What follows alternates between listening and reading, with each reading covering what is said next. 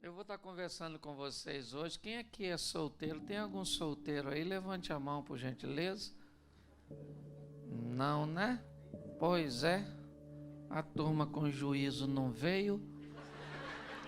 Então os sem juízos vão ter que me ouvir. Eu costumo dizer que existem três máximas na vida de um ser humano. E a primeira delas é onde eu vou passar a minha eternidade. Não tem nada mais importante do que isso.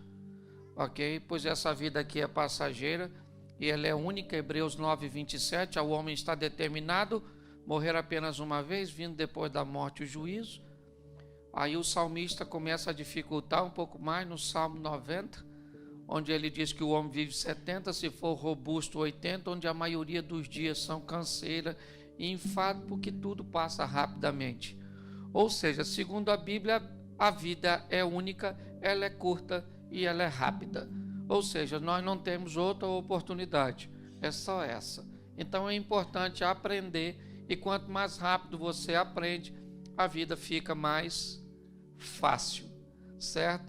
E se você não aprender com uma lição, provavelmente a vida vai mandar um pouco mais difícil para ver se você aprende a viver. Eu costumo dizer que ficar velho é obrigatório, mas amadurecer é opcional, certo? Então hoje o grande desafio que eu vejo são infantilidades que os casais cometem, né? As pessoas não se casam com as pessoas erradas, até porque a pessoa certa não existe, certo? As pessoas agem de forma errada ao lado da pessoa certa. E quando as pessoas me perguntam, pastor, por que as pessoas se separam? Eu digo porque elas encontraram um motivo mais forte do que aquilo que as uniram, né?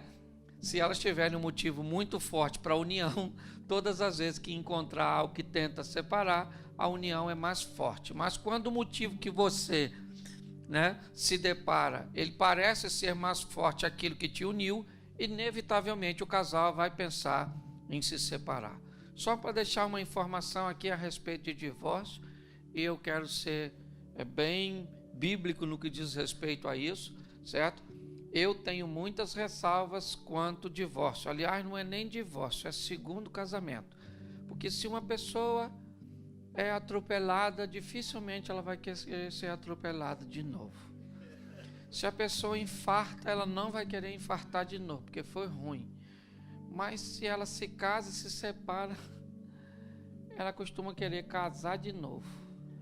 Então eu fico meio confuso, né? E pior, às vezes nem toma providência para corrigir aquilo que causou o divórcio passado. Porque se você for atropelado, quando você for passar a atravessar a rua agora, eu tenho certeza que você vai olhar, vai falar com a pessoa, não atravessa que não, vamos ali na faixa, porque eu já fui atropelado.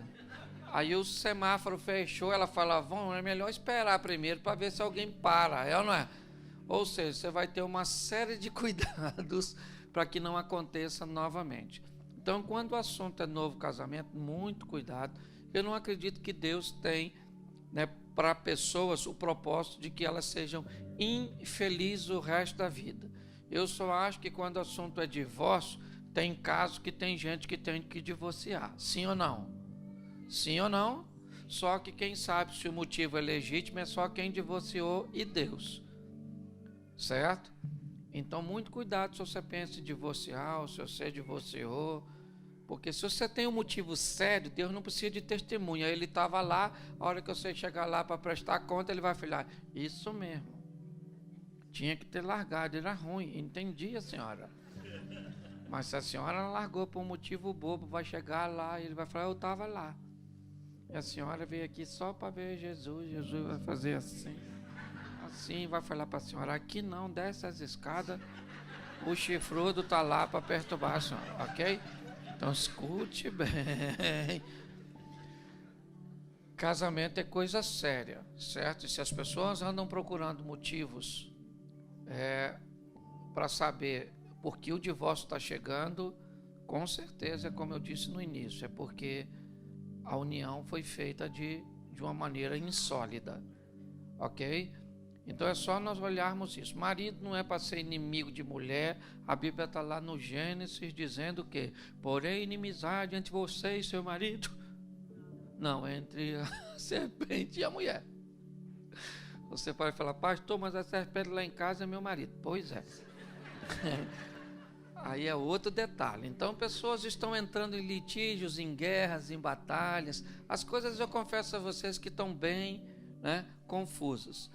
E no final eu vou abrir, aí eu vou falar mais ou menos com vocês durante 1 hora, e no final eu vou abrir, aí de repente uns 10 minutos para alguém quiser fazer uma pergunta, pode usar aquela técnica, um amigo meu tem uma dúvida, e a gente vai fingir que é seu amigo, e está tudo certo, ok? Eu quero conversar com vocês hoje sobre casamento e matrimônio, 2 palavras que têm uma conotação muito próxima de sinônimos. Mas eu quero falar sobre 2 fases do relacionamento. Quando eu falar de casamento, eu vou estar falando da primeira fase, do primeiro momento. Todas as vezes que eu falar casamento, nós vamos encontrar um pouco de imaturidade, um pouco de impulsos, às vezes extremamente descontrolados, expectativas que a pessoa faça o que sequer, ela nunca prometeu que faria, mas você esperou que ela fizesse, certo? E ela não fez e você ficou muito chateado, porque ela não fez o que ela nunca disse que faria. E, aliás, nem sabia que você queria isso. Ok? E todas as vezes que eu usar a palavra matrimônio, eu vou falar de uma fase mais profunda deste relacionamento.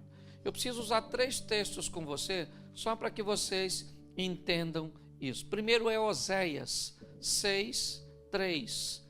No livro de Oséias, capítulo 6, verso 3. Nos diz assim: então conheçamos e prossigamos em conhecer. Só até aí. Ezequiel, capítulo de número 47. Ezequiel 47.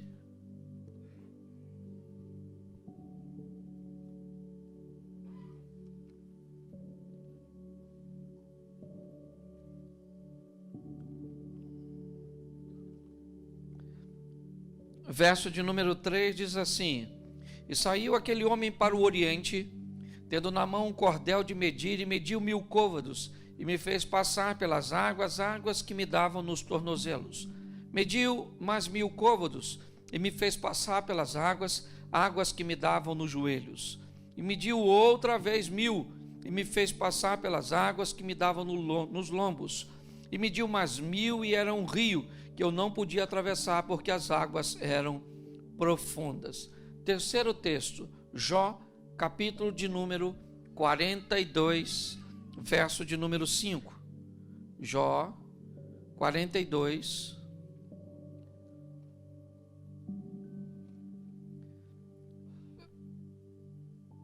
verso de número 5 diz assim: com o ouvir dos meus ouvidos ouvi, mas agora te veem os meus olhos. Você pode fechar os seus olhos por um momento? Senhor nosso Deus e Pai, queremos continuar te ouvindo. Fala conosco, usa-me como um canal de bênção nesta hora. Fala conosco muito mais do que queremos ouvir, mas fala conosco o que precisamos ouvir. Tira-nos do conforto da mesmice, pois aqui o que está em jogo é o futuro do nosso casamento, da nossa família, do nosso lar, um projeto que nasceu no teu coração. Eu declaro que todos aqui são casados para sempre, para a honra e glória do teu nome, em nome de Jesus. Amém. Glória a Deus. Amém? Eu queria que você observasse algo que aproxima esses 3 textos. O primeiro, ele diz: conhecei e prossegui em conhecer. O segundo diz que havia águas no tornozelo, no joelho, nos lombos. E se você pega o terceiro texto, ele diz: no início eu apenas te ouvia, mas agora eu fui para um outro estágio. Todos os 3 textos falam de uma evolução de relacionamento. Ele diz: conhecei, mas a partir da convivência você prossegue em conhecer, ou seja, você vai para uma nova fase do relacionamento. Quando olhamos aqui para Ezequiel, nós vemos algo que começa rasinho, mas que vai se aprofundando. Quando nós vemos o texto de Jó, diz que no começo é ouvir, é com experiências dos outros, mas agora ele diz, os meus olhos te veem. Então nós vamos trabalhar, certo? Essa visão de fases de um relacionamento que precisam ou se ampliar, amadurecer. Então, quando eu falar de casamento, nós vamos caminhar para uma coisa um pouco mais superficial. Quando eu falar de matrimônio, nós vamos ir para algo mais profundo, mais intenso. E o propósito hoje é fazer você entender que a maioria de nós não temos defeitos. A maioria de nós temos hábitos adquiridos na nossa convivência familiar, porque toda família ela é pedagógica e exerce sobre nós uma didática, ok? O problema é que casamos com pessoas que estudaram em escolas diferentes da nossa, aprenderam coisas diferentes, horários diferentes, maneiras diferentes, e quando a gente se casa, é que isso aparece, certo? A Bíblia nos dá um ensinamento muito legal quando o assunto é casamento. Parábola das 10 virgens. Lembra da parábola das 10 virgens? As 10 virgens estavam lá. 5 eram loucas, 5 eram prudentes, porque o noivo estava vindo. E para mim, prudente não eram as noivas, era o noivo. Por quê? Porque o cara vem, o noivo vem, e o noivo só pega mulher de lâmpada acesa. Mulher que tiver de lâmpada apagada, o noivo não pegava. Que informação a Bíblia está querendo me dizer? Nunca pegue ninguém no escuro. Não é no escuro. A palavra trevas na Bíblia também traz uma conotação de ignorância. Lembra que na Bíblia diz que há uma batalha entre o reino das trevas e o reino da luz, reino das trevas, o reino da ignorância, reino da luz, o reino do conhecimento. Então o que a Bíblia está dizendo, quem vai casar, e eu sei que essa informação chegou para você atrasada, mas vai servir de terapia. O que acontece é o seguinte: não se case no escuro, não se case sem conhecer a pessoa que você vai viver com ela até a próxima eleição para presidente. É muito pior que isso. É até que a morte e a perspectiva de vida aumentou. Antigamente o pessoal morria com 65. Hoje, se for sogra então, tem uma saúde irritante, não é? E o mais desafio de uma sogra é saber que ela não nasceu depois que você casou. Ela estava lá e foi você que escolheu. Ok? Então nós vamos brincar um pouco com isso. Até porque para falar de coisas tão difíceis, tem que ser com humor. Ok? Mas estabelecer essa linha de entender onde minha esposa estudou. O que ele aprendeu? O que ela aprendeu, certo? Na sua infância, horários e uma série de fatores. Mas nós vamos falar aqui, primeiro, né, sobre essa questão do casamento. Nós vamos definir casamento como expectativas. Então, problemas versus pessoas é igual a que resultado? Depende do tipo de pessoa. Ok? Todos nós temos problemas, sim ou não? Sim, se você não tem problema no casamento, provavelmente você não é casado. Você fez qualquer coisa na sua vida, você fez um acordo com a mulher, mas se você não tem problema, então você diz, pastor, eu tenho um casamento perfeito, para mim água limpa demais não dá peixe. Eu sou dessa tese. Por onde eu tenho passado, casamento normal é aquele casamento de fase. Tem época que está tudo que a gente não briga. Nossa, Jesus pode voltar que eu estou dentro. Mas tem aquela época que dependendo se ele voltar, ele nem entra, é na verdade. na sua casa que o troço está pegando fogo. E isso é muito legal. E isso é relacionamento sadio. Relacionamento sadio, salutar, não é aquele onde as pessoas não têm problema, e sim aqueles. Olha só, o que é casamento perfeito na minha definição? É onde o intervalo das brigas são longos e a intensidade é fraca. Se você fez isso, pastor, no começo a gente brigava uma vez por semana e tacava faca, copo, panela. Então estava ruim. E hoje vocês brigam? Hoje a gente briga de 6 em 6 meses. E taca o quê? Almofada, pano de prato. Significa que evoluiu bastante, não é verdade? Sim. No começo você xingava a mãe, agora você já está xingando a avó. Vai diminuindo de intensidade, ok? Então, se nós entendermos isso, fica bem mais fácil. O grande problema é que quando nós vamos nos casar, nós temos algumas expectativas. E eu vou falar algumas que talvez você pensou, e se não pensou, você vai se adaptar. A primeira delas é a expectativa para definirmos casamento. Antes de casar, nós pensamos assim: o que eu sinto vai se manter ou vai aumentar? Quem não pensou isso?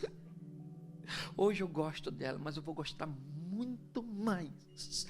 E mesmo se eu não gostar mais, só a intensidade que eu gosto já é o suficiente?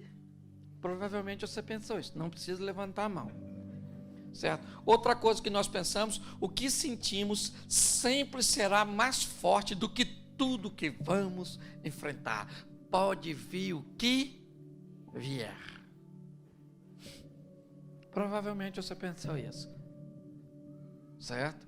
Isso são expectativas que o casamento traz consigo. Outra expectativa, eu quero ir com você até a morte. Outra expectativa, o nosso casamento vai ser lindo, certo? A nossa casa vai ser especial. Os nossos filhos serão bonitos, inteligentes e bem-sucedidos.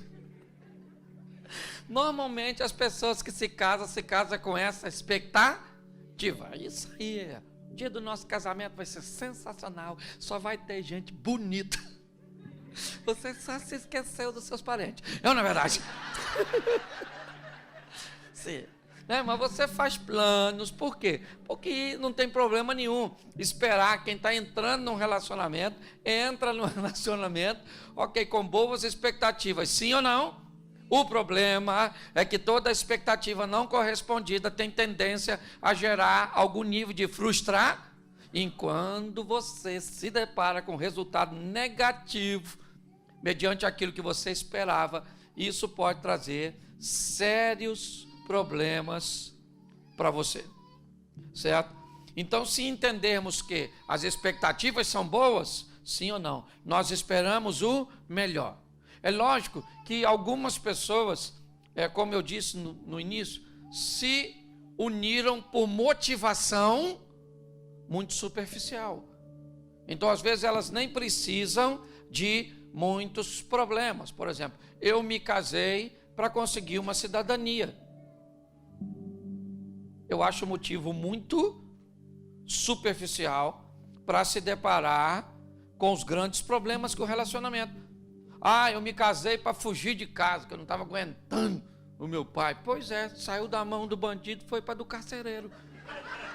Só trocou de penitenciária. Não é? Sim. Por exemplo, eu vou me casar para ser feliz. Isso é besteira. Quem se casa para ser feliz, normalmente não vai ser. Porque casamento não é para ninguém ser feliz. Casamento é para você gastar um pouco da felicidade que tinha quando era solteiro. É tudo errado. Eu vou me casar, porque quando eu me casar eu vou fazer sexo todo dia. Com quem? Que coisa louca é essa?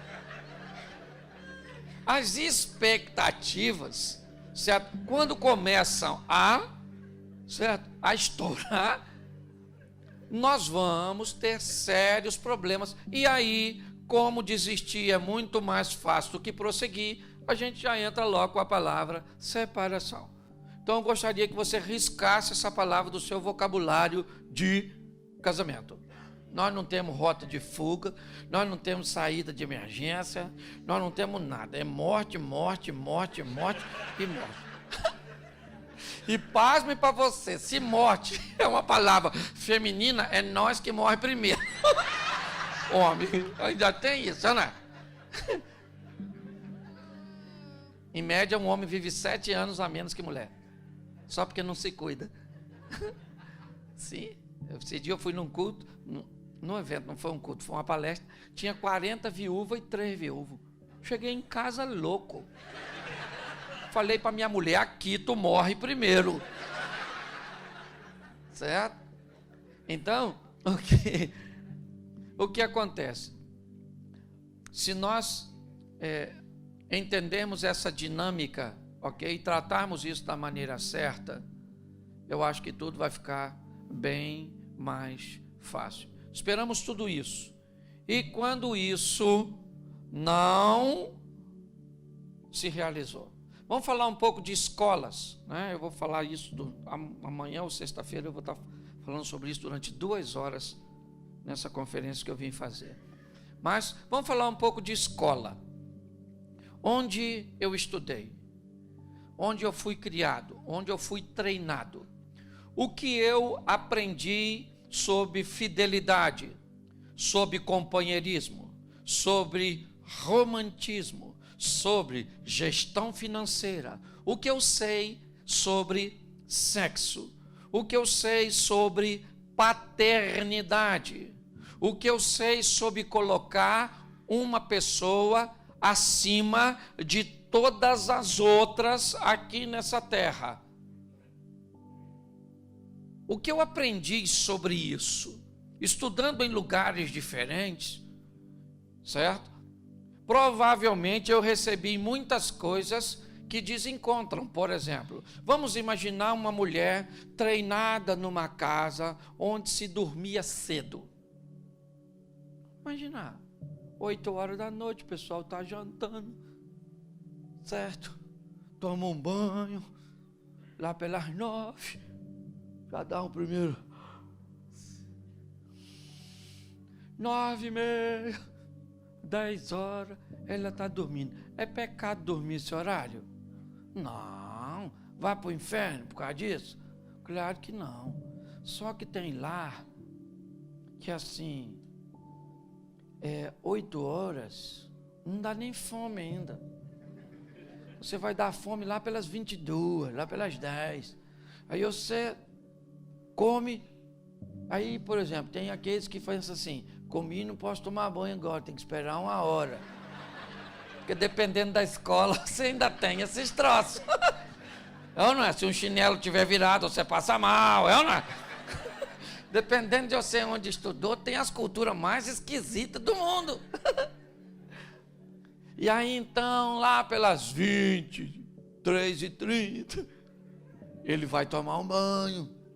O banho despertou ele um pouco. Vai assistir uma televisão. Ainda vai dar uma olhada no fechamento das mensagens de sua rede social para dormir antenado. E ele vai deitar lá pela 00:30. 1h. A mulher já está pensando em acordar. Nem dormir ele foi. Mas dormir esse horário, 00:30, 1h, aí também, aí já é coisa do Satanás, não é? Sim ou não? Não, não. Quem falou sim é porque dorme cedo, é ou não é? O problema é que quando você olha para essa situação, você vai ver um casal que tem sérios problemas de ter afinidade na cama. Ok? Eles não vão conseguir aquele período onde um deita, o outro deita, aquele toque, aquela conversinha de final da noite, aquela coisinha gostosa, entendeu? Você não vai ter, por quê? Porque o cara não deita, a mulher fala, eu vou deitar, você diz, tu tá passando mal? Ela fala, você que é louco, você não dorme hoje, você só dorme amanhã, porque passa da 00:00. Então eu te pergunto, qual dos dois está errado? O que dorme cedo ou o que dorme tarde? Hã? Nenhum. Mas você pensa. Queria que você falasse isso lá na sua casa. Quando o outro fizesse algo diferente do que você quer. Ô, gente, quer ver? Vamos fazer um cafezinho? Vamos fazer um café. A gente bota água para ferver, sim ou não? Sim ou não? Coloca o pó no coador, sim ou não? Isso. Aí agora pega o café, a água do café, joga no pó com o coador, sim ou não? Aí depois que tiver tudo, coloca açúcar, adoçou, sim ou não? Então vamos tentar de novo. Vamos assim então. Então vou botar a água para ferver. Vamos botar o pó na água? Sim ou não? Sim, isso, sim. Não, sim ali, aqui é não. Ok? Primeiro eu falei, foi não aqui, sim ali. Então eu quero saber qual é a maneira certa de fazer café. Tem maneira certa? Não, no final tudo é. O problema é que um aprendeu a fazer café de um jeito e o outro aprendeu a fazer café. E aí, você não sabe fazer café. Então, baseado nessa informação, fala para o cônjuge aí, para sua mulher que está do seu lado. Eu vim aqui hoje para descobrir que você não tem defeito. Você só faz as coisas diferentes de mim.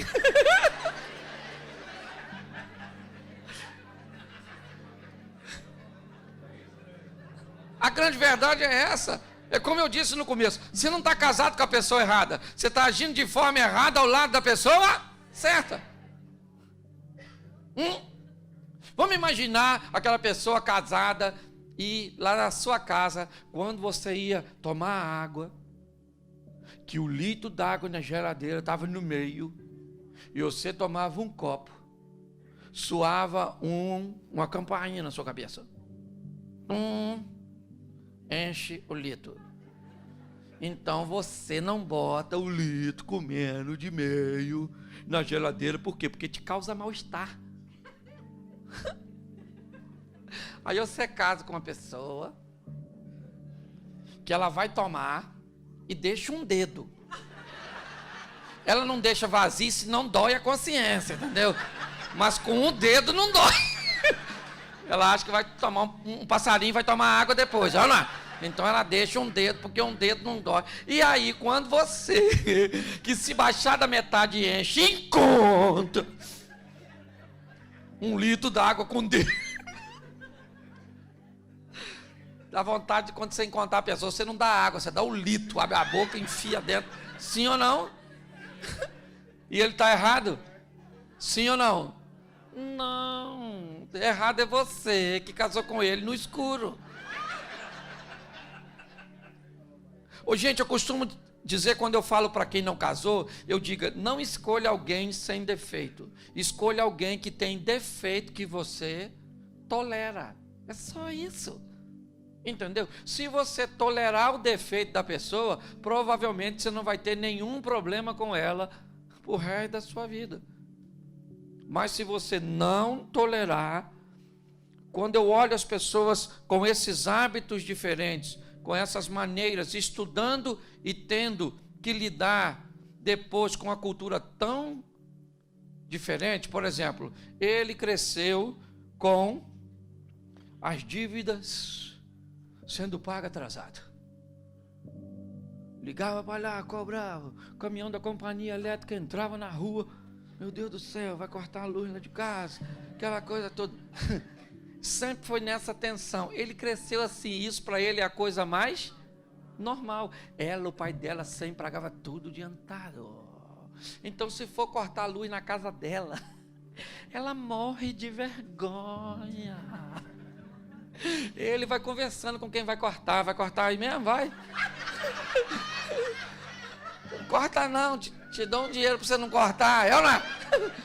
Para ele, gente, aquilo era perfeitamente natural, certo?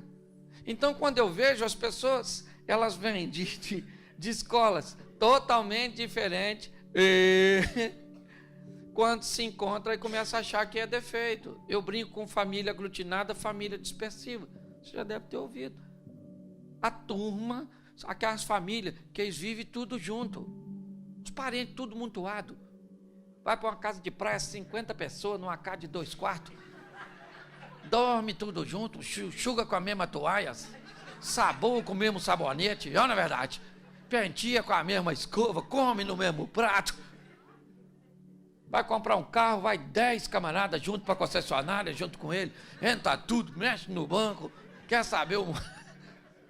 Sim, domingo tá tudo um na casa do outro, as mulheres emprestam bolsa, sapato, maquiagem, vestido, eles vivem naquele furdunço, tudo junto, e são totalmente felizes, vivendo naquele aglomerado. Certo ou errado? Isso, os aglutinados. Mas tem os dispersivos. Dispersivo? Dispersivo, se for para uma casa de praia, ele quer uma suíte para ele. De preferência com a geladeira lá dentro, chave na porta. Ele tem 2 sabonetes, um para lavar as partes de cima, outro as partes de baixo. Dispersivo, ninguém toca na toalha dele, senão ele não enxuga mais. Se tiver molhado, ele já reclama, é ou não é? Sim. Dispersivo vai comprar carro, compra o mesmo modelo, a mesma cor, só um ano mais novo e chega em casa de noite, que é para ninguém ver, porque ninguém tem nada a ver com a vida dele. Parente dispersivo para aparecer na casa dele, tem que ligar e avisar. Estou querendo ir aí, porque o dispersivo precisa se preparar psicologicamente para receber uma visita, porque é um estranho. Parente aglutinado é igual fantasma, ele parece, não é verdade? E pronto, e é sempre muito bem recebido. Aí, um dispersivo casa com aglutinado.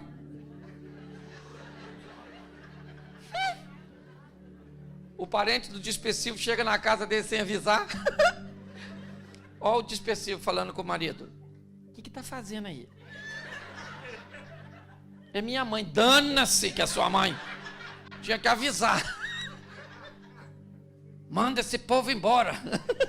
Entra dentro do quarto, se tranca e o outro tem que ficar mentindo. Está passando mal, está passando mal. Nada, é simplesmente um dispersivo. Casamento de dispersivo com aglutinado. Dispersivo. Ô, gente, 300 pessoas no casamento. 20 é convidado dispersivo. 280 do aglutinado. Dispersivo vai casar e diz assim: olha, eu vou me casar tal dia, não sei se eu vou fazer nada não. Entendeu? Mas eu vou me casar, estou só avisando. E acabou. Aglutinado? Menino, vou casar, viu? Pode ir, tem convite não. Ó, muita comida. E leva o presente. Você pode estar rindo de você, ou da sua comida. Por isso que quando vai casar, eu falo para quem vai casar, nunca more muito perto dos parentes, nem muito longe. Muito perto eles vão todo dia. E muito longe eles vão para passar muitos dias. É ou não é? Então o problema é praticamente o mesmo. Então não tem problema se casar, desde que saiba o que está fazendo. Aglutinado e dispersivo. É assim, entendeu? Por exemplo, imagine 2 famílias, as famílias do aglutinado saindo para jantar com a do dispersivo. Ah, gente, o dispersivo entra no restaurante, pega a cadeira e puxa. E senta. O aglutinado diz assim: sentar aqui, tá? O dispersivo já... O dispersivo vai chamar o garçom. Ele está vindo já. O aglutinado: ô moço, nós estamos com fome aqui, ó. Aí vem o garçom, vai falar com o dispersivo: o senhor vai beber o quê? Ele diz: qual o pH da sua água? Você tem uma água com gás, com limão espremido? A mulher do dispersivo diz: o senhor tem um suco de abacaxi com hortelã e um pedacinho de gengibre, só para dar um. Aí o aglutinado diz assim: o senhor tem Coca-Cola 2 litros? Essas pequenininhas não enchem nós não, e é caro pra caramba. Pergunto eu para você, quando é que as duas famílias saem de novo juntas? Então não são escolas diferentes. Um dispersivo visitando o caso de aglutinado. Eu sou aglutinado. Gente, tem uma coisa que eu entendo, é disso. Eu sou aglutinado. Eu gosto de furdunço, de muvuca, de gente. A gente fala ao mesmo tempo que come, pula comida. As crianças se metem na conversa da gente, corre para lá e para cá, limpa o nariz na toalha da mesa. É uma verdade. Se um dispersivo vê uma criança limpar o nariz na toalha da mesa, ele não come naquela casa nunca mais, nem nessa vida, nem nas 3 futuras. É cultural. É cultural familiar. Certo? E eu sou aglutinado. Minha mulher é dispersiva. Minha mulher pensa. Filha de eremita. Parente do abominável homem das neves. Ela gosta de viver na dela, não é defeito. Por muito tempo eu tive dificuldade para lidar com isso. Então você pega um dispersivo chegando na casa do aglutinado, aquele montão de gente na sala, falando, tudo alegre, um povo ri, dinâmico. O dispersivo chega e ele diz: nossa, tô meio zonzo. Tá me dando uma dor de cabeça. Aquilo não é ambiente para ele. Porque na casa do dispersivo você chega, é um silêncio. Criança na casa do dispersivo não faz bagunça. Os meninos chegam perto de tu e dizem: tio, boa noite. Você fala: menino, você fumou o quê, garoto? Onde é a Cracolândia? É outro ambiente, muito mais ordeiro, uma coisa. Uma mulher grávida na casa de um dispersivo, conversando com um grupo, e ela quer amamentar, ela diz o quê? Dá licença que ele está com fome, tá? Eu vou ali, já estou voltando, vou dar de mamar. Na casa do dispersivo, a criança começa a chorar, a mãe fala: isso é um bezerro, isso já quer mamar. Tira o peito, bota na boca do menino, na frente de todo mundo, porque ela não vai sair para não perder a piada. Aí alguém conta algo engraçado, ela ri, o peito sai da boca da criança, a criança já começa a procurar novamente. Escute só. Então, o que eu quero que você entenda, pode sorrir à vontade, eu só quero que você crie uma adaptação, para que você entenda que muitas vezes os parentes de seu cônjuge têm hábitos que são tóxicos para você. Ok? Mas não é defeito, é o jeito, sua família. Não é sua família, é a nossa família, porque você não casou. Eles vêm no pacote. Você consegue entender? Então, a primeira coisa que eu vejo, as pessoas se deparam com essa crise, sabe, cultural. É horário, são hábitos, são os hábitos da família. Então começa a entrar em choque essas questões. Quando você começa a lidar com isso, uma coisa que vai te ajudar muito a equacionar esses tipos de problema é a comunicação, ok? Porque tem uma frase muito legal, né, que diz assim: é conversando que a gente se desentende. Isso aí mesmo, certo? Porque se tem um troço difícil é conversar com o cônjuge. Você deve saber disso. Manter uma linha de comunicação com o cônjuge é dificílima. A gente sabe conversar bem com os outros, mas com a mulher, quando você fala um troço que a mulher não entende, mas dá uma raiva. Certo? E aí quando você mostra para ela o que você entendeu, ela fica com raiva de tu, porque não era nada daquilo que ela queria dizer. Por quê? Primeiro porque é homem e mulher. Homem e mulher, o mundo feminino. Gente, o mundo feminino, homens. Aqui é todo mundo casado, então eu sei que os caras gostam de mulher. Porque hoje está difícil, eu estou falando sério. Se a senhora tem um homem que quer pegar a senhora sempre, levante a mão para o céu, porque esse homem está banido. Os caras estão afim de jogar videogame, e a senhora vai ficar com o joystick da senhora parado. Eu estou falando sério, não reclama. Só ela não sabe o que está vindo por aí, não é? Não. Olha só, se nós buscarmos entender essas dinâmicas, certo? Nós vamos nos aliviar bastante no que diz respeito a conflitos. Então, utilizar uma boa comunicação é imprescindível. Porém, quando nós vamos conversar, esbarramos com alguns problemas. Primeiro, a metodologia comunicativa. Como é que homem conversa? Homem conversa com um nível de atenção hiper aparente, superficial. Entendeu? Se tivesse um homem aqui me contando um problema, pensa naquele problema horroroso, dificílimo, olha como é que eu escutaria esse homem e provavelmente a maioria dos senhores.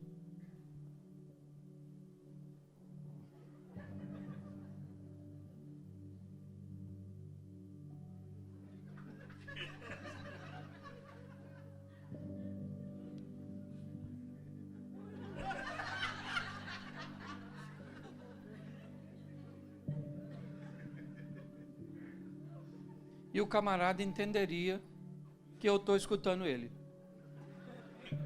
Conversa assim com a mulher para te falar um probleminha desse tamanhozinho assim. Porque deixa eu te falar, olha para a mulher conversando. Quando uma mulher conversa com a outra, primeiro, a outra não olha para outro lugar que não seja ela. Entendeu? E se ela falar assim, vou te contar algo sério, a outra já pensa, eu preciso ouvir esse babado. E quando a outra vai falando, ela vai demonstrando expressões e sons que emitem a conotação de atenção. E o homem? O homem não emite nada. A mulher, fala menina, fala. Fala logo. E a outra fala, meu Deus, fiquei bege agora, que isso? Que absurdo. E a outra sabe que ela está prestando atenção. Só que quando ela vai conversar com o marido,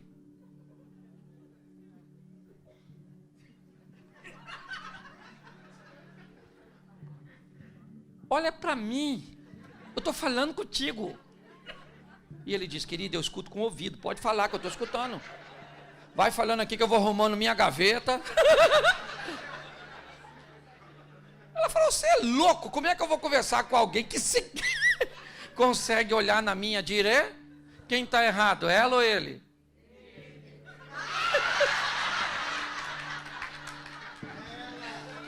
Não tem ninguém errado, gente.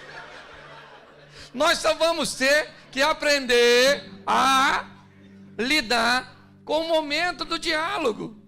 Ninguém está errado. É a cultura que é diferente. Entende? Vamos lá. Vocabulário também é outra desgraça. Você quer ver? Seu marido chegou em casa, cansado, semblante fechado, comportamento evasivo. E a senhora diz para ele assim, o que foi? Ele diz, nada, não foi nada não. Vou tomar um banho, comer alguma coisa, assistir uma televisão e depois vou dormir. E o que aconteceu com ele? Nada. Porque nada na boca de um homem é nada. O que ele vai fazer? Tomar um banho, comer alguma coisa, ficar mudando de canal a televisão. O que ele quer ver? Nada. Ele não quer ver nada. Porque hoje ele está por conta do nada, acabou. É nada, nada, nada. E nada para ele é o quê? Aí ele casa com uma mulher. Encontrou com ela depois de um dia exaustivo. Ela está por aqui, de cara feia. Ele encontra com ela e diz assim, o que houve? Ela diz o quê? O que ele faz? Vai tomar um banho, comer alguma coisa e vai dormir. Porque no mundo dele nada é o quê? E no mundo dela nada é o quê?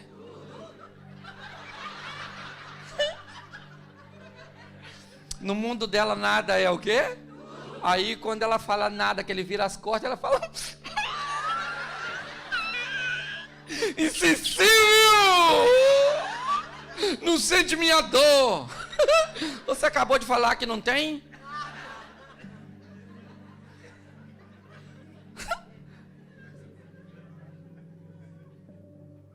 Quando nós começamos a entender isso, então você chegou em casa, querido, primeiro, chegou em casa, a mulher está de cara feia, Faz o que diz a Bíblia. Fugir da aparência do mal. Vai embora, irmão. Mas vai lá. Vai arrumar confusão.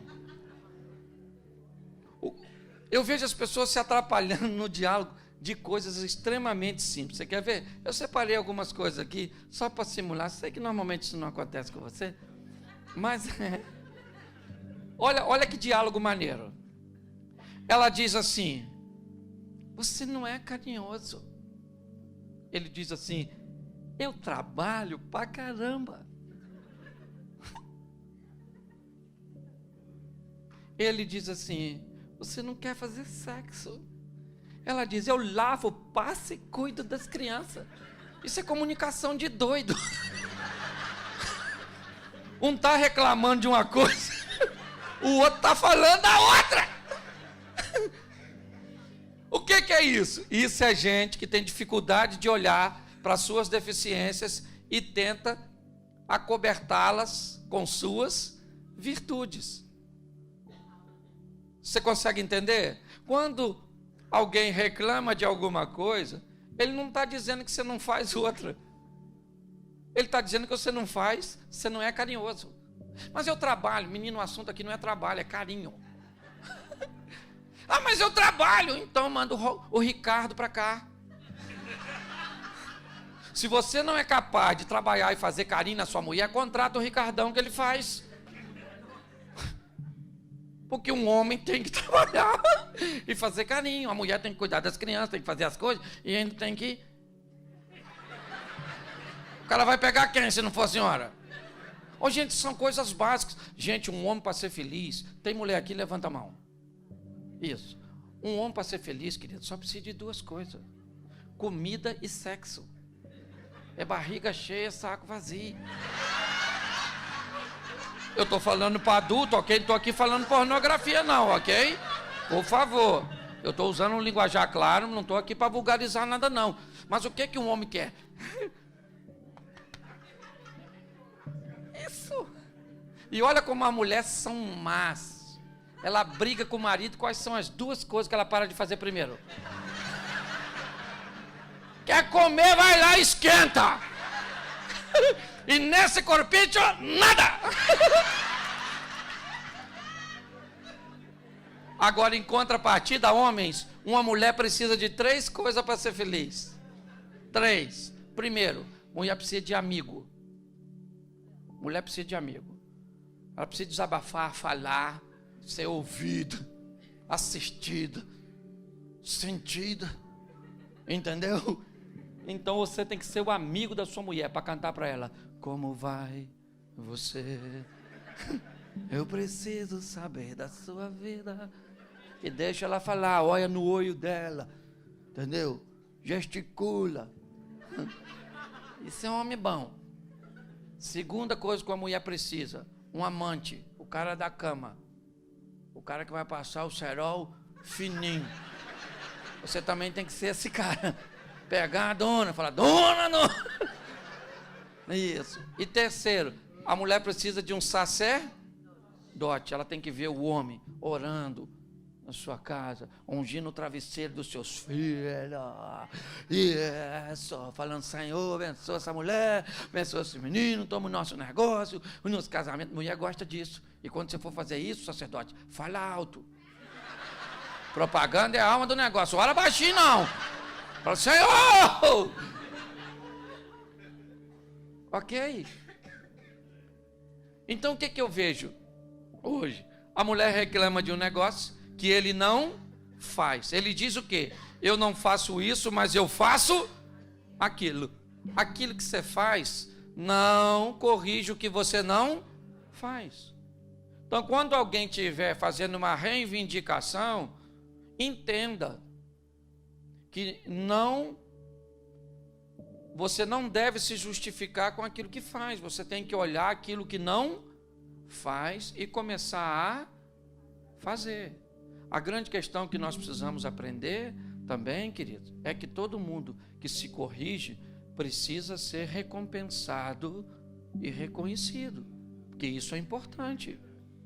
certo? Você premiar alguém que fez algo que não fazia, certo? Isso está indicando para a pessoa, você está no caminho certo. É importante. Às vezes, isso é mais do que a sua?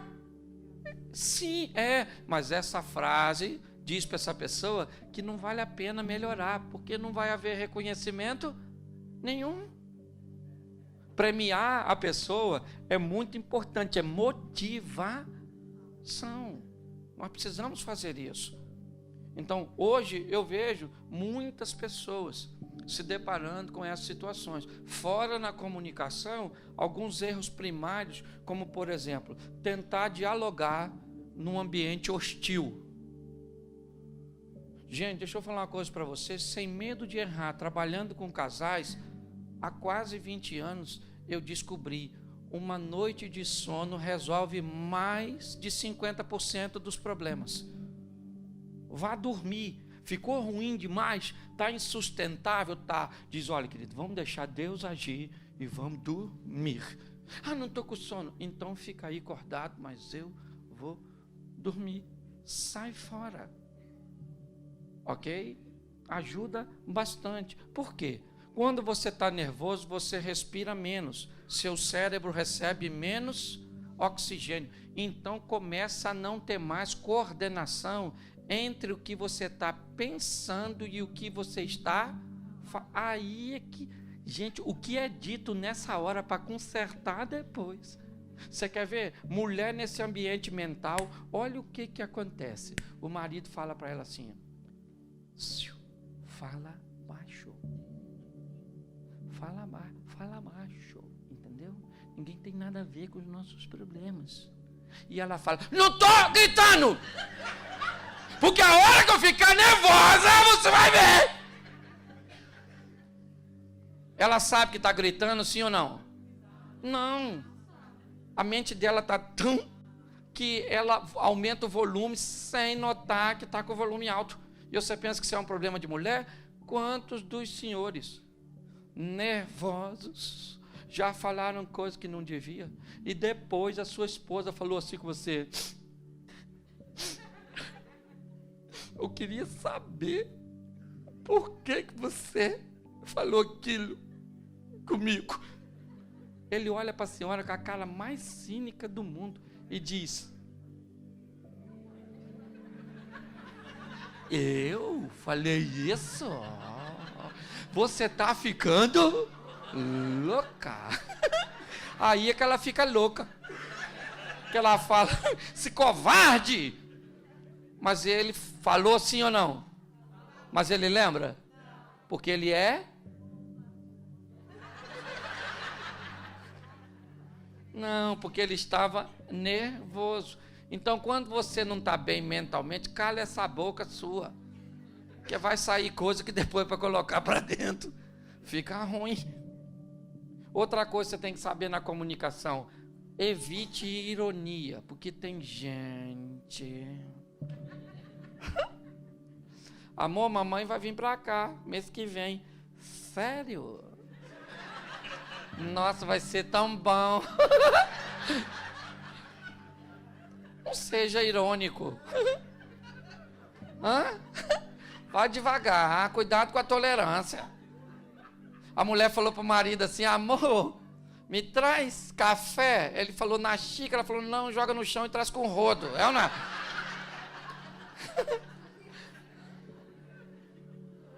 Escute só. Evite ser irônico. Outra coisa. Isso aqui também é coisa que tem muita gente que vive. No auge da discussão, um fala para o outro assim, para acabar com a discussão, você está certo. Não. Você está certo, errado aqui. Só eu. Quando a pessoa fala assim com você, dá vontade de você fazer o que com ela? Fala comigo. Dá um sentimento no você assim de Fred Krueger com Jason, com Jack o Estripador. Porque isso não leva diálogo a lugar nenhum. Nós vamos falar sobre o quê? É o primeiro ponto. Nós somos capazes de falarmos sozinhos? Eu treino casais há muito tempo e ainda tem assuntos que eu não consigo falar com minha mulher sem a presença do mediador. Eu preciso de alguém para mediar. Entendeu? Já são coisas bem complexas. Mas eu ainda preciso. Porque na frente dos outros, esse dia eu vi uma mulher brigando com o marido que eu fiquei impressionado. A mulher falando assim com o marido, e eu olhando de longe. Aí alguém chamou ela aqui. Ela fez assim, ó. Oi.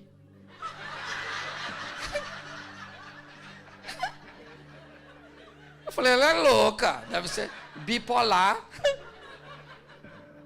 Não, o que estava acontecendo aqui? Aqui, ela não queria controlar suas emoções. E aqui, ela queria continuar vendendo a sua imagem. Mesmo sem notar, estava todo mundo vendo que ela estava ridícula mediante aquela situação. Então, nós temos que entender essas questões de diálogo. Eu vou falar sobre o assunto, não adianta eu falar da minha virtude. Não adianta. Nós estamos tratando de um problema que precisa melhorar, então não há justificativa, certo? Que acabe me dizendo que eu não preciso melhorar naquilo que eu sou deficiente. É só nós entendermos. Outra coisa que eu queria dar uma dica para as mulheres é: seu marido, ele não quer mandar. O importante para um homem é os outros pensar. Eu não estou brincando, mulher. Vocês estão rindo? E eles também, mas eles sabem. Eu estou aqui para te ajudar. A gente não quer bagunça, não quer encheção de paciência. A gente só quer moral. Se os outros souberem que quem manda é ele, um homem de barriga cheia,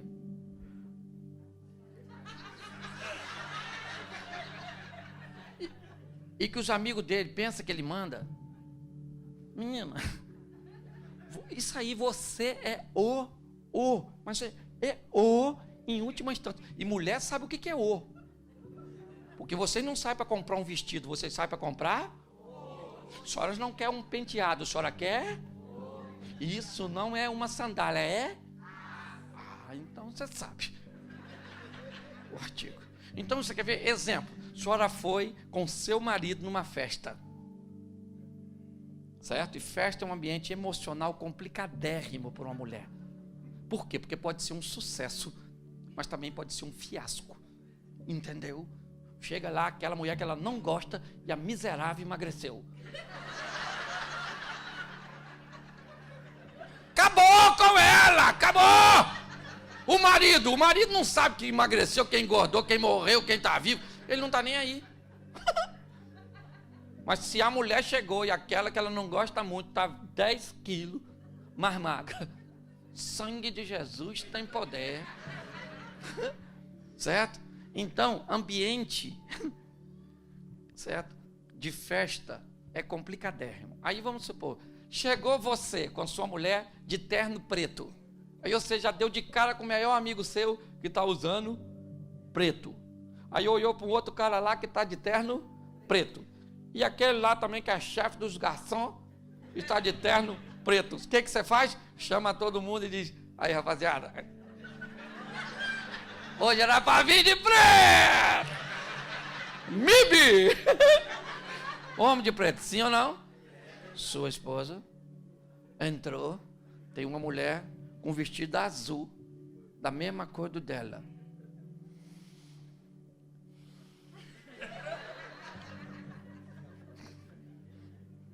Vamos embora agora. Eu nem entro nessa festa. Deixa eu te explicar. Imaginemos, só para me construir um ambiente mental. Você acabou de chegar, se enturmou com seus amigos, está falando do futebol, da política, a conversa está maravilhosa e a senhora acabou de ver algo que a desagradou. A senhora quer ir embora imediatamente. O que a senhora faz? Já faz aquela cara de: vem cá, vamos embora agora. Os amigos dele ficam olhando. Por que você chamou de cara feia? Os caras olham. Olha lá, tá chamando a atenção dele, tá chamando a atenção. Ó. A minha fez isso comigo na outra vez. Olha lá, tudo a mesma coisa, vai fazendo a gente passar vergonha. Ele vai embora com a senhora, sim ou não? Mas vocês vão brigando dentro do carro. Você não podia fazer isso. Isso é um absurdo, acabei de chegar. Mas olha, se a senhora for uma mulher sábia e cheia do Espírito de Deus. Amor! Vem cá, querido. Olha discretamente aquela mulher que está lá no canto, lá no cantinho, lá no cantinho. Está com o vestido igualzinho, a mesma coisa que eu. Eu não vou ficar aqui, não. Ó, faz o seguinte, vai lá para perto dos seus amigos, espera uns 10 minutinhos e fala com eles que você quer ir embora. Aí me chama para ir, eu vou fingir que não quero. Aí você insiste, eu vou ficar chateado, mas eu vou. Aí você vai sair daqui mandando em mim, eu vou embora porque estou afim e está tudo resolvido. Com a proposta dessa, o cara está dentro. Lá vai ele. Nossa, gente, não estou passando bem. Falar com a mulher que nós vamos embora. Aí alguém fala assim, mas vocês acabaram de chegar. Dane-se. Quando eu falo é lei.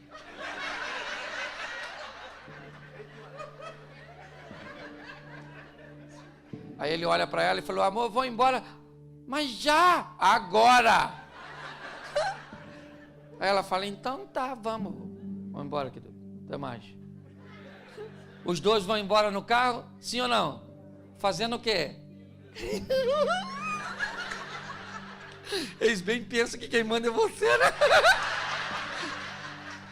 Ou seja, coisas podem ser resolvidas de maneira diferente. Eu estou só brincando, mas com coisas que, se forem vistas de uma forma correta, quem é casado há muito tempo sabe o que é um matrimônio, sabe que a única maneira de sobrevivermos às intempéries dos relacionamentos é os transformarmos em comédia. Não tem outro jeito. Certo? Por quê? Porque quando você olhar e dizer assim, o que eu sentia diminuiu ou sumiu. Ó, eu entrei no casamento achando que o que eu sentia iria se consolidar ou iria aumentar. Agora eu descobri que diminuiu e, em alguns casos, parece até que sumiu. Tem muita gente que lida e vai para o divórcio. Eu não sinto mais. Acabou. Opa, peraí.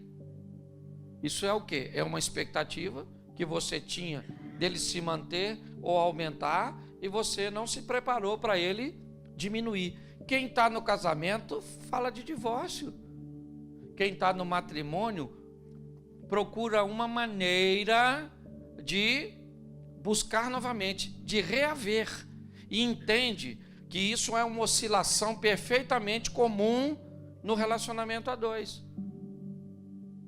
Como eu disse no começo, tem épocas que nós estamos mais solícitos, mais amigáveis, mais tranquilos, mais tolerantes. Mas tem épocas que isso não acontece. E quando isso acontece num ambiente onde as pessoas só são casadas, a primeira conversa que tem é divórcio. Agora, quando alguém está no matrimônio, eu já passei por isso inúmeras vezes, situações extremamente desagradáveis, certo?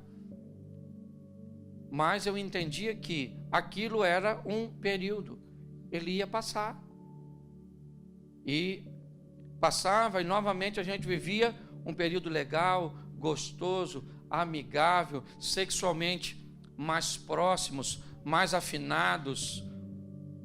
Mas novamente nós acabávamos vivenciando um novo ciclo de dificuldade lá na frente, na perda de algumas coisas, na mudança hormonal. Por exemplo, minha mulher agora está entrando na fase da menopausa.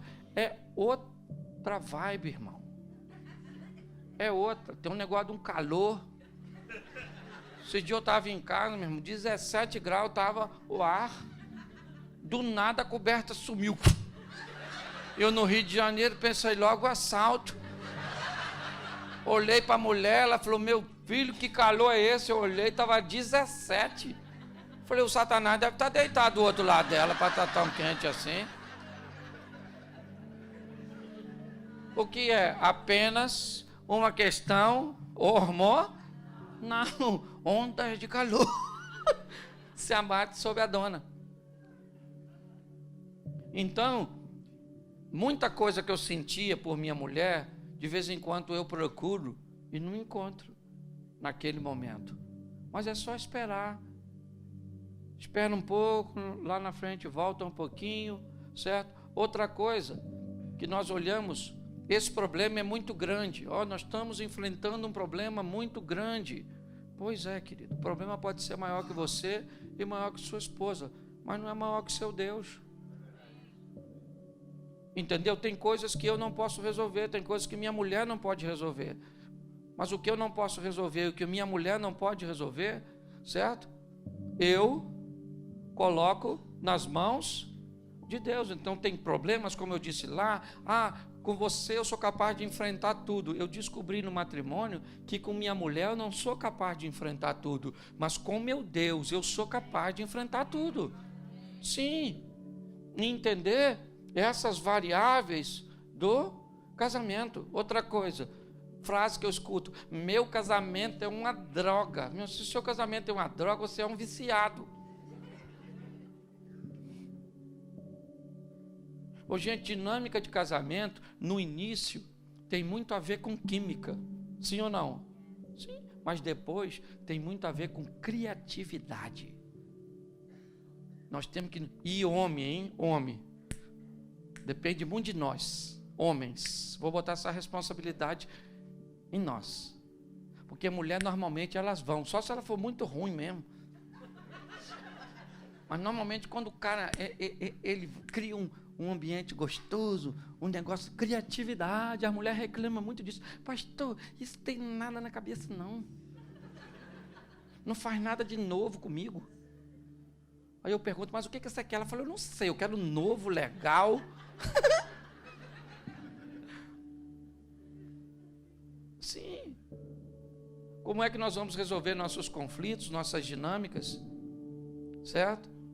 Então, se nós entendermos algumas outras coisas importantíssimas, também pode ajudar. Quem tem filho aqui, levante a mão. Pois é, deixa eu te falar uma coisa. Nós fomos treinados em cavernas. E treinados em cavernas, nos transformamos em guerreiros. Como guerreiros, construímos palácios. E nos palácios estamos cuidando de nossos príncipes. E esse é o problema dessa geração de filhos. Primeiro, porque a grande parte dele são hóspedes na nossa casa. Hóspede. Eles não fazem nada. Come, bebe, dorme. E se tu pedir para fazer alguma coisa, ainda fica indignado pelo valor da mensalidade que paga para estar lá. Quem aqui sofreu bastante no início da vida, levante a mão. Levanta aí, só a turma que sofreu um pouquinho. Pois é. Quem aqui não gostaria que seu filho nem neto sofresse nada, levante a mão. Pois é, claro, está errado isso. Eu queria que você lembrasse que um pouco do que você é resultado de alguns dos seus sofrimentos. Carne na nossa casa era que dia? Que dia? Domingo. E a CUT? Se tomasse mais de um, morria, lembra? A gente tinha essa ameaça em casa. Sim ou não? Hoje, se você levar seu filho 2 vezes na semana para comer no Outback, ele diz, Outback de novo! Camarão de novo! Você diz, menino, você veio de onde? Eu não é? Eu comia taioba. Deixa eu te falar. Nós temos uma coisa muito importante para lidarmos quando casamos: os nossos parentes. Eu vou te dar uma notícia ruim agora. Depois que você casa, a família, sua mulher e seus filhos. O restante é tudo parente. Sua mãe não é mais sua família. Agora é só parente. Tem mulher que eu já estou vendo.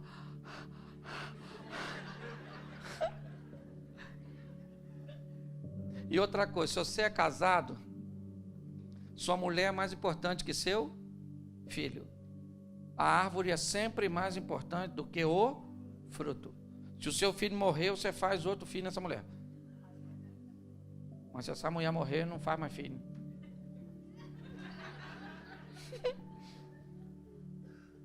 Então deixa eu falar uma coisa para você. Eu amo meus filhos de paixão. Agora nasceu um neto lá e diz que neto, né, que diz que avô é um burro que o filho amansou para o neto montar. Eu ainda não sei não, mas vou falar uma coisa para você.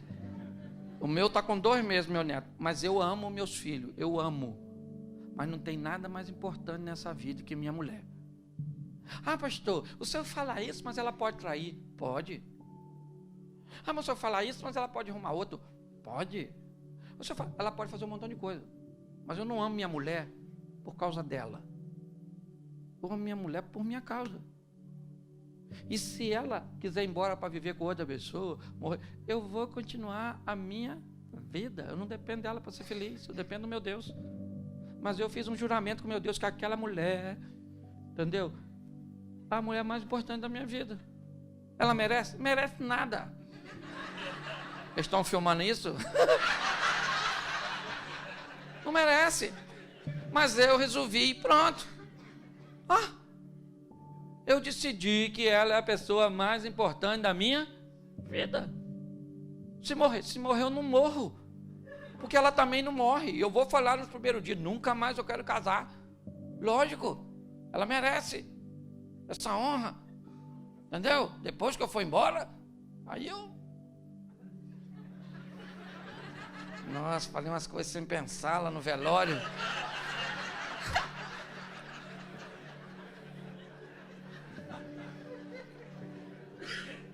Deixa eu te falar, tá assim, ó, de camarada que casou e a mãe ainda governa ele. Ah, cortar esse cordão umbilical, rapaz. Ah, mas é minha mãe. Sim, mas põe a sua mãe no devido lugar de honra. Mamãe, eu honro a senhora é linda, maravilhosa, mas ela ali que vira o meu zoinho. Então, entendeu? Cada um no seu quadrado. Colocar seus familiares no seu devido lugar. E outra coisa, filho também. Porque tem mãe que nasce criança e vira uns babões. Não, agora esse meu menino. E o marido? Marido que dane-se. É meu bebê. Menino, isso cresce rápido, esse monstro. É só passar o high school que eles vão embora. E sabe quem vai ficar até o final? Quem a senhora queria que fosse embora? Sim. Sim. É. Então aprenda a valorizar seu marido. Não bota ele acima de filho, não. O filho é importante, sim ou não? Claro que é. Mas o marido é mais importante que o seu filho. Se eu perguntasse aqui hoje, quem é a mulher que gosta mais do marido que do filho? E mandasse você levantar a mão. 1, 2, 3, 4. Aí, tá vendo só? Olha. E a metade das que levantou tá mentindo.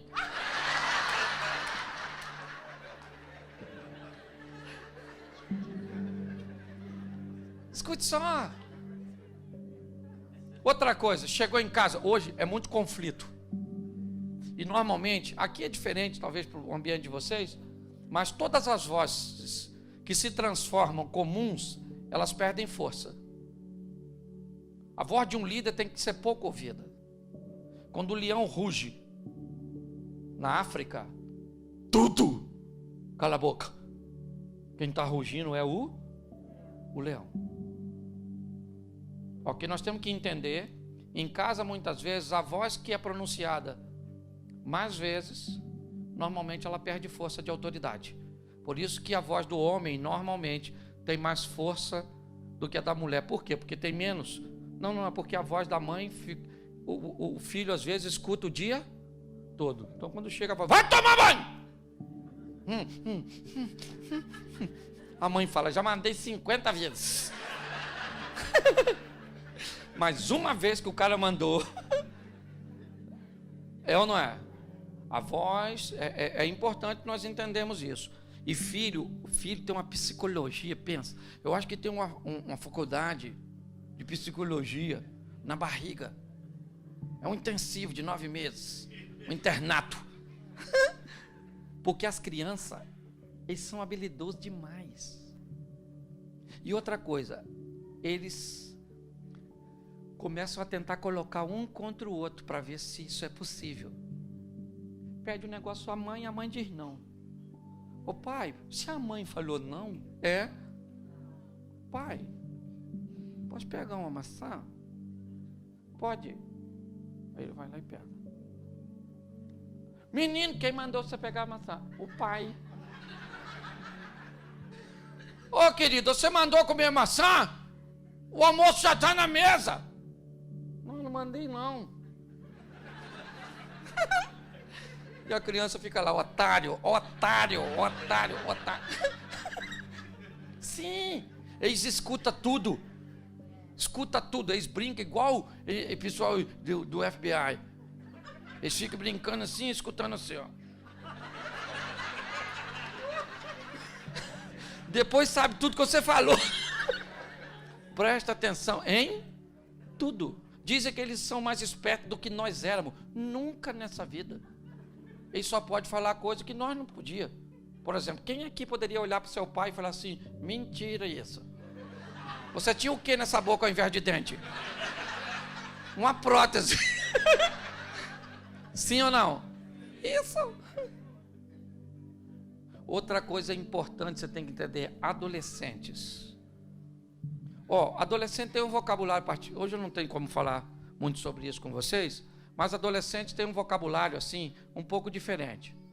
E uma das palavras do adolescente que eu acho que você precisa saber, somente essa aqui hoje, é a palavra depois. Depois na boca do adolescente é não vou, nunca, acabou. Vai tomar banho? Depois. Não toma. Vai botar o lixo para fora? Depois. Depois. Tudo para o adolescente porque ele está cansado. Ele é um hóspede na sua casa, não peça nada a ele. Ele se revolta. Então, se você conversar com ele no mesmo idioma, ele costuma querer mudar depois. Me dá um iPhone? Depois.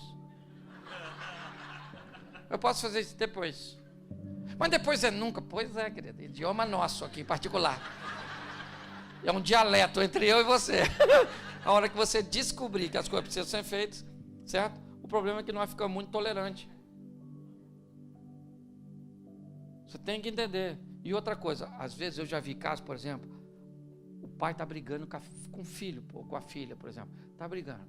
E já quase vai para a violência. Aí a mãe chega.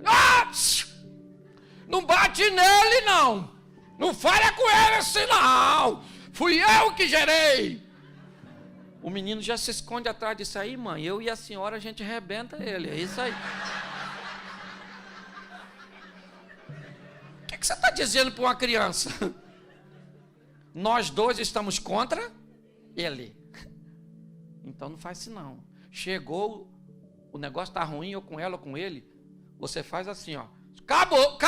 Some daqui você agora. Vai para o seu quarto que seu pai está certo. Vai, cala essa boca! Que depois eu resolvo com você. Primeira coisa, você estava com 2 partes mental desequilibradas, já tirou uma. A maneira que você tirou uma, já aliviou o outro. Porque você ficou a favor dele, mesmo que não esteja. O miserável pode estar totalmente errado, mas tirou um, ficou com o outro. Quando assim que ele sair, o outro já começa a desabafar. Não, porque essa menina está terrível, me desafiando, fazendo isso, não sei o quê, quero mandar ela de volta para o Brasil. Isso, Curitiba, não é verdade? Isso. Depois você vai lá e resolve. Mas se um filho notar que consegue montar uma facção. Vou contar uma coisa para vocês aqui que eu vi acontecer. A menina queria usar a internet no horário inapropriado. Queria chegar em casa em horários inadequados e o pai era a voz forte. Ela se irritou, conversou com uma amiguinha. E ela falou, não aguento mais. A amiguinha disse para ela, acusa seu pai de pedofilia. Diz que ele abusou de você. Ela fez, ele teve que ficar foragido. Nem sei qual foi o resultado final. Mas a irmã dela disse, meu pai nunca tocou na minha irmã. Ela queria liberdade e queria botar o papai para fora. Então muito cuidado. Cuidado com essa turminha. Eles não estão de brincadeira não. Certo? O negócio é feio. E para eu terminar, deixa eu tentar ajudar você um pouco, falando um pouquinho de sexualidade para você, porque hoje nós estamos aí com muita gente sofrendo com dificuldade na área sexual. Sexo é uma coisa muito legal, quem criou foi Deus. Deus criou para a gente fazer, e Deus fica muito chateado com quem faz sexo antes do casamento, mas também fica muito aborrecido com quem não faz depois. Ok? E nós homens, nós gostaríamos muito mais de fazer sexo do que fazemos. Mas só gostaríamos, porque não temos força para cumprir tudo aquilo que nós gostamos. Eu estou sendo claro para vocês, certo? Nosso brinquedo é de montar, o delas é de abrir. É na verdade. Então, nós temos uma desvantagem. Como eu disse, eu não estou aqui falando pornografia. Eu só sou objetivo. E muitas vezes que eu falo de maneira chula, aparentemente, tenho o propósito de fazer a sua mente só captar, porque fica tão grosseiro às vezes que você não esquece mais, sai daqui até falando para os outros. Eu não. E é isso que eu quero. Ainda que vai falar mal de mim. Não tem problema não. Então o negócio é o seguinte: homens, eles fazem sexo normalmente por motivo diferente de mulheres. Vocês devem viver aqui uma vida bem atarefada, certo? E aí isso deve dar um desencontro muito grande, porque o cara estressado, ele quer sexo. A mulher estressada, ela quer falar. A mulher, para fazer sexo, ela tem que estar muito legal, muito zen. Por quê? Porque segundo a Bíblia, nós somos compostos de 3 coisas: corpo, alma e espírito. Então, e um homem, ele vai para a cama sem alma. Mas a mulher, ela só vai se a alma for primeiro. O homem não consegue entender isso. Entendeu? Então, a mulher para ir para a cama legal, a não sei se ela foi igual, vamos lá que eu vou ficar lá, parada. Certo? Você tem que mandar a alma dela primeiro. A alma vai para a cama, o corpo vai depois, aí a alta performance, alto desempenho, certo? Homem não. Homem, se a mulher dele falar assim, vamos para a cama, ele diz para a alma, tá afim? Se não, espera aí que eu estou voltando, vai minha. É 10 minutos só. Eu estou voltando. Hoje nós temos um problema sério, pornografia. E pasme vocês, estatísticas andam dizendo que mulheres estão acessando mais a pornografia do que os homens. Principalmente na adolescência. O negócio está bagunçado. Uma sexualidade sadia, certo? Porque Deus fez tudo direitinho. Então deixa eu falar uma coisa para você. Homem. Mulher gosta de sexo. Sim ou não, mulher? Sim ou não, mulher? Sim. Mas mulher gosta de serviço bem feito. Serviço bem feito, a cliente volta. Qualidade total, entendeu? Eu sei que para nós, um homem... Primeiro que o homem conta dias que não faz sexo. Ele olha para a mulher dele, você sabe a última vez? Ela diz, e eu vou lá ficar contando? Ele diz, pois é, eu sei! Já tem 3! Porque o homem de 3 dias, querida, deixa eu explicar para você. Se o seu marido for saudável, 3 dias, ele tá... Aí a senhora tira a roupa, ele já faz assim, ó.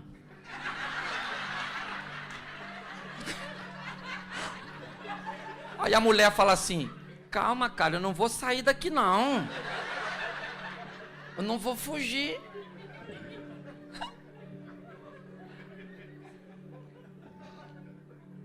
Você ri, mas o assunto é sério.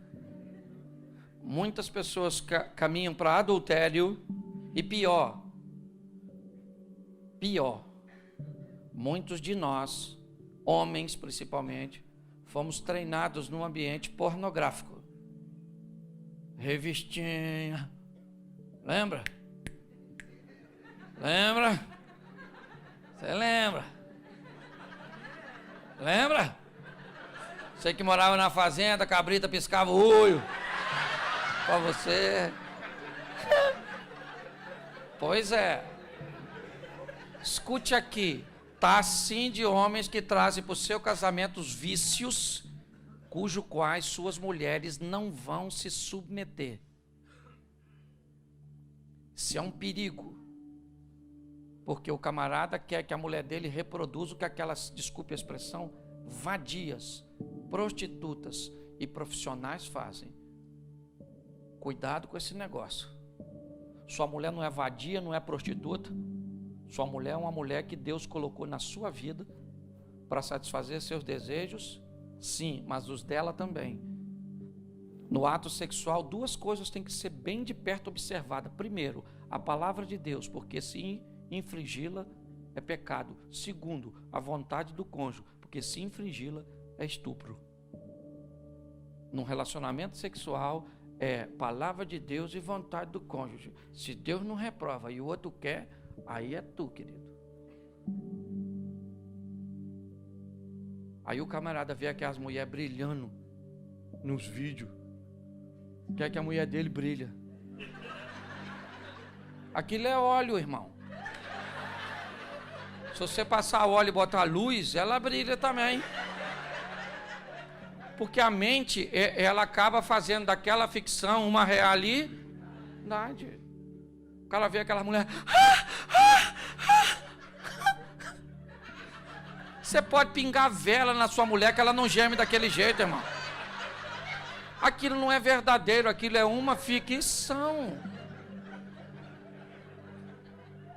Ô, gente, o que eu ando vendo são pessoas desequilibradas. O cara certo, casado com a mulher certa, e o negócio dá errado. Eu olho. Eu já fui em palestras que encontrei com a pessoa depois. Sabe o que a mulher me falou? Pastor, meu marido parece que nem foi lá. Achou tudo que o senhor falou a maior palhaçada. Então eu estou vindo avisar o senhor aqui que não adiantou nada, tá bom? Estou indo, vou pedir o divórcio, porque chega de viver com alguém que sabe que está errado, mas não quer mudar. Calou minha boca. Vou fazer o quê? Mudança tem muito a ver com a pessoa. Então, por favor, não estou aqui. Eu trabalho com riso? Trabalho com informação? Trabalho com coisas extremamente delicadas. Eu escuto tudo que você imaginar, sabe? Esses dias, uma mulher, não foi comigo, foi com um pastor amigo, pegou...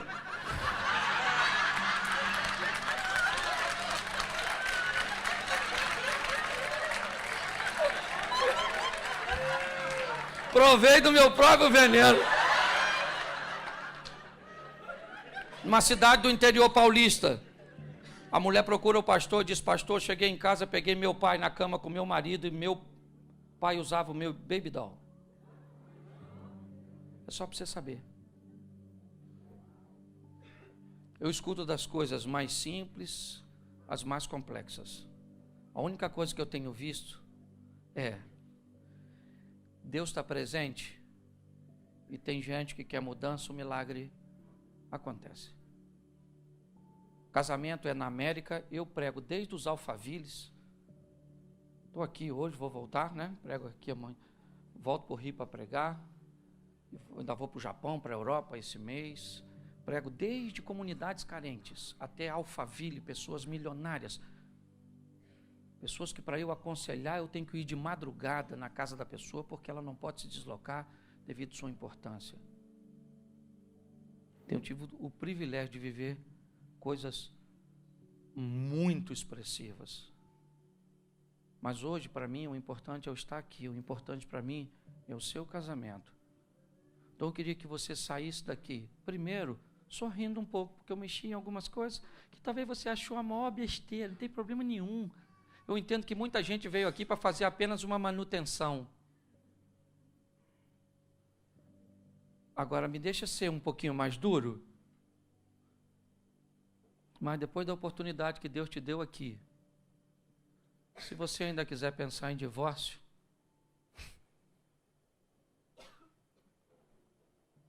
o dia que for prestar conta, lembra dessa palestra aí, da oportunidade que Deus te deu aqui nessa igreja.